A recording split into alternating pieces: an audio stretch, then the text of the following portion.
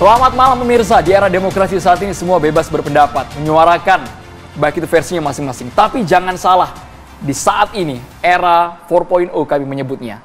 Merambah era digital, bukan hanya kita yang interaksi langsung dengan orang, tapi dengan jari kita yang saat ini terkesan jarimu harimaumu. Ketika kita memposting atau mentweet apapun soal kepala negara, soal presiden, soal wakil presiden, Anda harus hati-hati. Karena heboh saat ini menjadi sorotan kita semua. Tadi di program sebelumnya, kami sudah membahas mengenai pasal penghinaan terhadap presiden yang kabarnya sedang digodok dan akan dihidupkan kembali. Padahal Anda ingat pada tahun 2006, Mahkamah Konstitusi sudah mencabut pasal penghinaan terhadap presiden ini. Ya, muncul lagi dan heboh lagi. Kemudian mengenai pasal penghinaan presiden ini, banyak kemudian beranggapan Andra dan juga pemirsa, apakah kemudian pemerintah anti kritik? Dan juga ada yang menilai bahwa sebenarnya pasal ini tidak sesuai dengan Undang-Undang Dasar 1945. Apa kata ahli hukum pidana dan juga dari versi pemerintah? Kita langsung hadirkan di meja catatan demokrasi. Kita sapa pada malam hari ini Bang Teguh Nasrullah selaku tim perumus hukum pidana formil. Selamat malam Bang Nasrullah. Kita sapa juga ada Mas Haris Asyar, siapa lagi yang tak kenal, aktivis HAM. Selamat malam Bang Haris.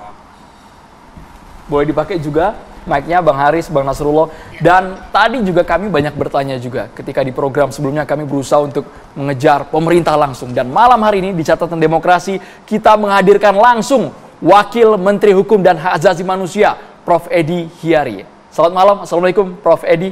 Terima kasih sudah hadir. Ini yang kami tunggu, Prof. Tunggu jawabannya agar secara hukum ini semuanya jelas. Dan juga Bang Ali Mukhtar Ngabalin. Tadi di paket sudah muncul suaranya, sudah muncul wajahnya. Malam hari ini sebagai perwakilan Istana, tenaga ahli utama KSP, kami hadirkan kembali. Terima kasih. Selamat malam. Assalamualaikum warahmatullahi wabarakatuh. Waalaikumsalam warahmatullahi wabarakatuh. Kita langsung ke Prof. Edi. Prof. Edi, langsung saja Prof. Edi. Apa sebenarnya yang menjadi pertimbangan? Karena seingat kami, publik juga mencatat pada tahun 2006, MK sudah mencabut pasal penghinaan terhadap presiden. Dan sekarang dalam rancangan Kitab Undang-Undang Hukum Pidana, ini digodok kembali. Apakah ini pemerintah anti kritik atau bagaimana Prof. Edi Hiary? Ya, terima kasih ya. Jadi saya ingin menjelaskan beberapa hal ya. Yang pertama bahwa yang dicabut oleh Mahkamah Konstitusi itu berbeda dengan yang dirumuskan. Jadi keliru kalau kita mengatakan pemerintah menghidupkan kembali pasal-pasal yang sudah dicabut oleh Mahkamah Konstitusi. Itu jelas-jelas saya katakan keliru. Karena apa?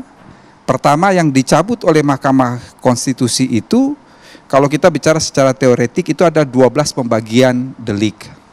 Salah satu pembagian delik dari 12 pembagian delik itu, ada yang dikenal dengan istilah delik biasa dan delik aduan. Yang dicabut oleh Mahkamah Konstitusi itu adalah delik biasa. Sementara di dalam rancangan KUHP ini adalah delik aduan. Kalau delik aduan itu adalah personal lake, pribadi presiden dan wakil presiden. Itu yang pertama. Jadi saya patahkan yang mengatakan bahwa kita menghidupkan pasal-pasal yang sudah dimatikan oleh Mahkamah Konstitusi. Salah. Oke, itu yang pertama. Yang kedua, kalau orang bertanya raison d'être, mengapa ini harus diatur? Persoalannya sederhana. Saudara-saudara buka KUHP dimanapun di dunia ini, ada pasal mengenai kejahatan terhadap martabat kepala negara asing. Make sense enggak? Kalau kepala negara asing dilindungi martabatnya, sementara kepala negara kita sendiri tidak dilindungi. Itu saja sebetulnya pertanyaan mendasar. Kita itu yang sama-sama menjaga marwah kepala negara. Ya, itu saja yang ingin saya katakan awal. Saya belum masuk kepada substansi pasal. Terima kasih. Singkat sekali nih Prof. Edi. Tapi yang menarik ini Prof. Edi, ketika dulu adalah delik biasa dan sekarang merupakan delik aduan konteksnya. Apakah memang ini suara langsung dari presiden ingin sekali langsung melaporkan, ada indikasi ke sana ketika masyarakat sudah dengan gamblang tanpa filter sama sekali menghina presiden secara terbuka? Apakah sudah mengarah ke sana? Sebetulnya waktu tahun 2019 saya ingat persis kami tim RUU KUHP waktu itu dipanggil oleh presiden dan dipimpin waktu itu oleh almarhum Profesor Muladi. Ini menjadi salah satu pertanyaan. Kalau Presiden Jokowi sama sekali tidak ada pasal ini pun tidak menjadi soal. Tetapi ini kan kita bukan mengatur sesuatu dengan melihat siapa subjeknya presiden, bukan. Tapi ini perlindungan hukum secara keseluruhan. Bahwa fungsi hukum pidana itu 3. Yang pertama dia melindungi kepentingan individu, yang kedua dia melindungi kepentingan masyarakat, yang ketiga dia melindungi kepentingan negara. Apa yang dilindungi dari kepentingan individu? Yang pertama adalah soal nyawa, yang kedua adalah soal properti, dan yang ketiga adalah dignity, martabat, nama baik. Jadi ingin saya katakan bahwa penghinaan atau defamation atau belediging itu antara satu negara dengan negara lain tidak bisa disamakan. Bagi kita di Indonesia itu adalah res delik. Apa itu res delik? Sesuatu yang memang sudah dari sananya adalah suatu kejahatan. Kita tidak bisa membandingkan itu dengan negara lain karena kita berbeda culture. Ini raison d'être. Mengapa kita mengatur ini? Tetapi supaya tidak ini digunakan serampangan oleh aparat penegak hukum, maka dirubah dari delik biasa menjadi delik aduan. Kalau ini adalah delik biasa, maka benar pemerintah menghidupkan kembali pasal yang sudah dimatikan oleh Mahkamah Konstitusi. Kita rubah. Ini bukan delik biasa, ini adalah delik aduan. Berarti personal like dari presiden dan wakil presiden. Oke, secara implementasi beda delik. Oh ya jelas. Dari delik biasa menjadi ke Betul. delik. Kalau delik biasa aduan. itu orang di pinggir jalan bisa lapor.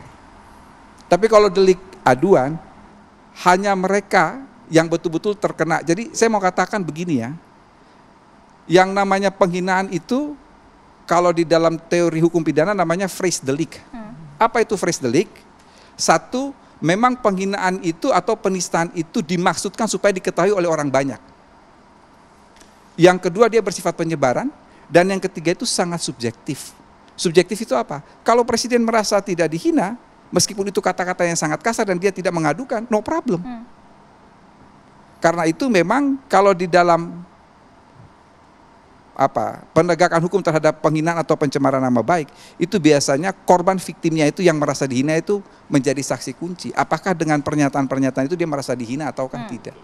Subjektif jadi sebenarnya konteksnya. Bang Nasrullah, jadi sebenarnya seberapa urgent sih pasal ini, sedangkan tadi disampaikan sebenarnya presiden tidak meminta kok ada pasal ini?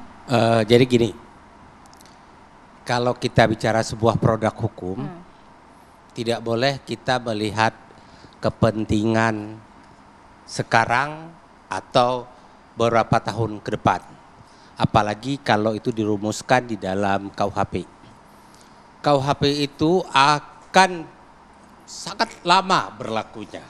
Ini contoh KUHP kita yang sudah ada, hampir berapa puluh tahun itu berlakunya. Nah, tentu harus kita melihat jangka panjang dan tidak ada dan harus benar-benar kita lepaskan sama sekali dari kepentingan-kepentingan cara berpikir sempit kita, tapi harus berpikir untuk kepentingan bangsa dan negara. Nah, kebetulan saya juga sama dengan Prof. Edi ini, kami latar belakangnya sebelumnya, terutama saya latar belakang sebelumnya adalah para akademisi. Jadi kebetulan saya tahu perkembangan perumusan RUU KUHP kita dulu. Yang berganti-ganti ketua tim menteri, dari berapa menteri sudah berganti, ketua timnya juga berganti-ganti, dari Prof. Kemudian yang saya ingat dulu Prof. Sultan Saleh, ada sempat Andi Hamzah, Prof. Marjono, Rekso Diputro, sampai terakhir semua pakar hukum dilibatkan ya, Bang Teguh dan ahli-ahli hukum dilibatkan dalam perumusannya.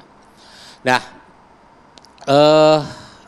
memang di dalam tim itu terjadi perdebatan yang luar biasa. Setiap naskah pembahasan yang sudah dilakukan di Kumdang, ya dulu Kementerian Kehakiman namanya, selalu pasal-pasal itu dikirim ke UI, ke Fakultas Hukum UI untuk dilakukan analisis oleh teman-teman dosen hukum pidana di UI. Hasilnya pada saat itu? Nah, jadi gini.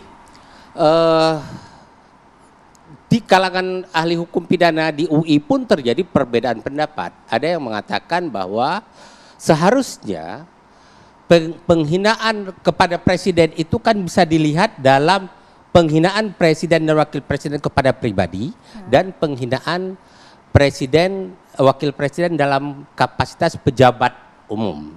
Nah, Kalau penghinaan kepada presiden dan wakil presiden dalam kapasitas pribadi sebenarnya sudah ada di pasal 310 sampai dengan 321 KUHP.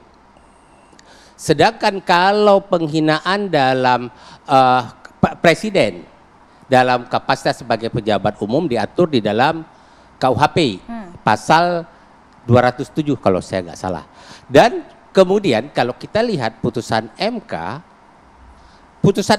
pun menganut prinsip itu, seharusnya diatur kalau dalam kapasitas penghinaan kepada presiden, ya, penghinaan kepada presiden dan wakil presiden dalam kapasitas pribadi seharusnya ada di ranah penghinaan yang bersifat umum. Jadi sebenarnya sudah ada pasalnya. Bukan, ini kita bicara ke RUU KUHP ke depan ya. Putusan MK juga mengisyaratkan begitu dalam bagian pertimbangannya. Nah, kalau dia penghinaan kepada presiden dan wakil presiden dalam kapasitas pejabat umum, maka diatur di dalam bagian penghinaan kepada pejabat umum. Nah, terus memang waktu pasal 134 KUHP dibawa ke MK, pasal 134 itu dulu masih dalam delik biasa. Itu yang tahun 2006. Ya, masih dalam delik biasa. Jadi kalau ada penghinaan terhadap seorang presiden, relawannya bisa datang membuat laporan. Nah, sementara penghinaan dalam pasal 310 KUHP itu delik aduan, ya. Jadi dia termasuk dalam kategori absolute clah delik. Tanpa pengaduan dari yang bersangkutan tidak bisa. Nah, sekarang kita berbicara masalah hukum pidana ini juga tidak boleh kita abaikan perbandingan hukum pidana. Kebetulan saya juga mengajar perbandingan hukum pidana, Prof. Edi ya. Sama dengan beliau ini juga itu. Saya hanya saja dalam konteks pengajaran hukum pidana ini saya coba perbandingkan dengan beberapa negara. Di Jerman, penghinaan kepada presiden itu, kepala negara ya, itu masuk dalam delik umum. Hanya saja, begitu proses penyidikan dilakukan oleh penyidik, tidak bisa dilakukan penuntutan oleh jaksa. Kalau tidak muncul persetujuan dari atau izin dari presiden dan wakil presiden. Nah, jadi sebenarnya dia mau ditarik ke delik aduan, tapi ngambang di sikapnya di sini. Tapi bukankah harus subjektif dari yang bersangkutan, personality dari presiden, dari ya, wakil makanya presidennya? Akhirnya kan gini, hebatnya di Jerman, dia tidak sebutkan delik itu sebagai delik aduan.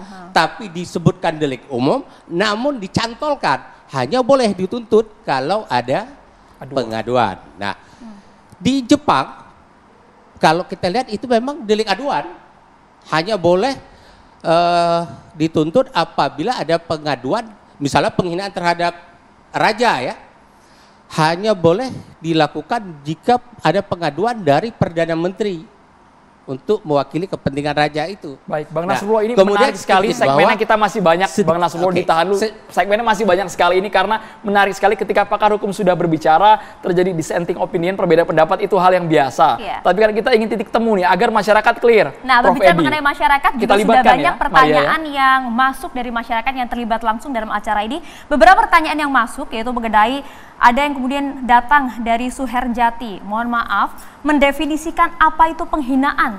Tolong, agar tidak menjadi pasal karet. Ada juga kemudian menyampaikan, pasal penghinaan presiden ini bisa berpotensi menjadi pasal karet yang menjerat oposisi seperti halnya Undang-Undang ITE. Apa tidak ada opsi lain? Nah, kita akan bahas hal ini nanti ditanggapi pula oleh Bang Haris. Kalem dulu, ini durasinya masih banyak, tenang saja. Kita harus ada iklan soalnya, Maria ya. Kita hadir saat lagi.